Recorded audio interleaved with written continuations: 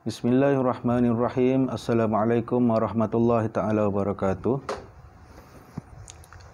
InsyaAllah pada kali ini kita akan membincangkan subjek Usuluddin tingkatan 2 dalam bab adab, iaitu tajuknya ialah adab ma'allah war Rasul, adab bersama dengan Allah dan Rasul. Perbincangan dia, kita akan berbincang tentang mafhum al-adab, ad-dalilun naqli ala adabil muslim ma'allahi war rasul wa ali baitihi.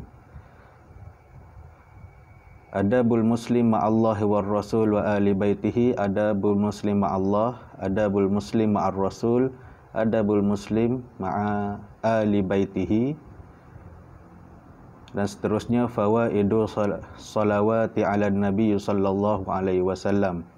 Kita akan tengok berkaitan dengan adab, maksud adab ataupun pengertian adab. Kemudian dalil nakli, dalil yang ada di dalam Al-Quran ataupun sunnah berkaitan dengan adab dengan Allah, adab dengan Rasul dan adab dengan ahli keluarga Rasul. Kemudian kita akan tengok apakah adab dengan Allah, Rasul dan ahli keluarga Rasul.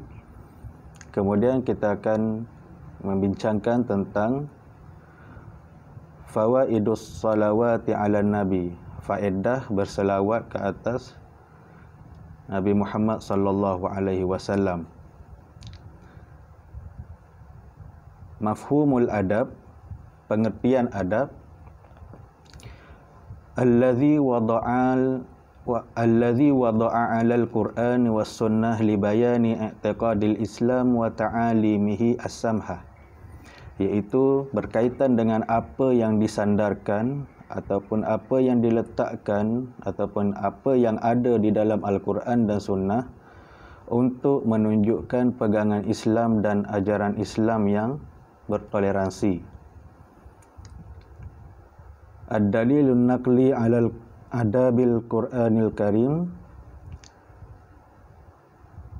dalil nakli tentang adab yang ada di dalam Al-Quran. Adabul ma'allah, ta'atuhu wa taqwahu, adab bersama dengan Allah, iaitu taat kepadanya dan bertakwa kepadanya. Allah berfirman, wa may yuti'illaha wa rasulahu wa yakhshallaha wa yattaqhi fa ulaika humul faizun.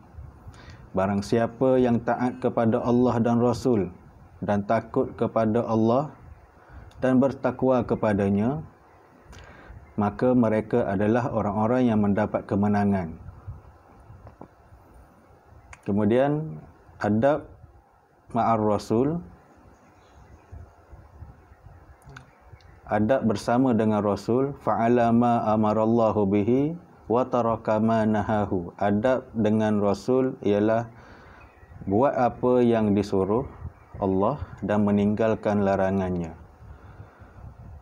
Allah berfirman, wa ma atakumur rasulu fakhuzuhu wa ma nahakum anhu fantahu wattaqullaha innallaha syadidul iqab.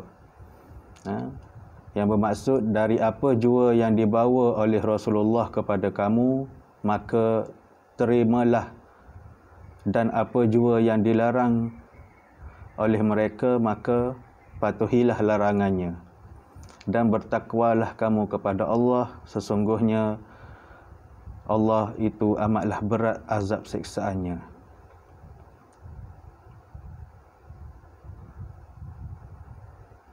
Berkaitan dengan dalil nakli tentang adab ma'a ali baitihi, adab dengan keluarga Nabi, iaitu ayyuhibba ali baitihi sallallahu alaihi wasallam, iaitu mencintai keluarga Nabi sallallahu alaihi wasallam. Sebuah hadis yang berbunyi, Ani bin Abbas radhiyallahu anhu qala Qala Rasulullah sallallahu alaihi wasallam, qala ahibbullah lima yaghzukum min ni'mati min ni'amihi wa ahibbuni yuhibbullah wa ahibbu ahli baiti li hubbi. Iaitu daripada Ibn Abbas radhiyallahu anhu berkata bahwasanya Rasulullah sallallahu alaihi wasallam bersabda, cintailah Allah kerana kenikmatan yang diberikan kepada kamu, dan cintailah aku atas dasar cinta kepada Allah, dan cintailah keluargaku atas dasar cinta kepadaku.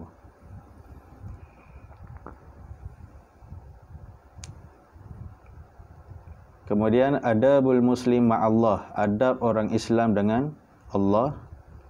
Yang pertama, ayyafuda amrahu ilallah, menyerahkan segala urusan kepada Allah. Yang kedua, at-tam'u fi mazidin min rahmatillah, bersifat tamak ataupun berlebih-lebih dalam mencari rahmat Allah. Yang ketiga, ayyashkurullah ala ni'amihi, bersyukur kepada Allah di atas segala nikmatnya. Yang keempat, ayyakhjala min maksiatillah, berasa malu melakukan maksiat kepada Allah. Dan yang kelima, al-khawfu minan nikmatillah wa husnuzanu bihi, iaitu takut kepada kutukan Allah, takut kepada kemarahan Allah, dan bersangka baik dengan Allah Subhanahu wa taala. Seterusnya, adabul muslim ma'ar rasul, takdimu mahabbati sallallahu alaihi wasallam ala mahabbati ghairihi, iaitu mendahului cinta kepada Rasulullah sallallahu alaihi wasallam melebihi cinta kepada yang lain. Yang kedua, ijlalus min Nabi sallallahu alaihi wasallam, menghormati nama Nabi sallallahu alaihi wasallam. Yang ketiga, as-salawatu ala nabi, iaitu berselawat ke atas Nabi. Dan yang keempat, ihya sunnatihi, menghidupkan sunnah Nabi sallallahu alaihi wasallam. Kemudian adabul muslim ma'a ali baitihi. Yang pertama, hubbuhum wal indibatu fil awatif, mencintai mereka dengan sepenuh perasaan cinta. Yang kedua, adamul iza'u ilaihim, tidak membahayakan atau mencederakan mereka. Yang ketiga, as-salatu wassalamu alaihim ba'da salati ala nabi sallallahu alaihi wasallam, berselawat ke atas mereka selepas berselawat ke atas Nabi. Yang keempat, al-ihsanu ilaihim, berbuat baik kepada mereka. Seterusnya, fawaidus salawati ala nabi sallallahu alaihi wasallam.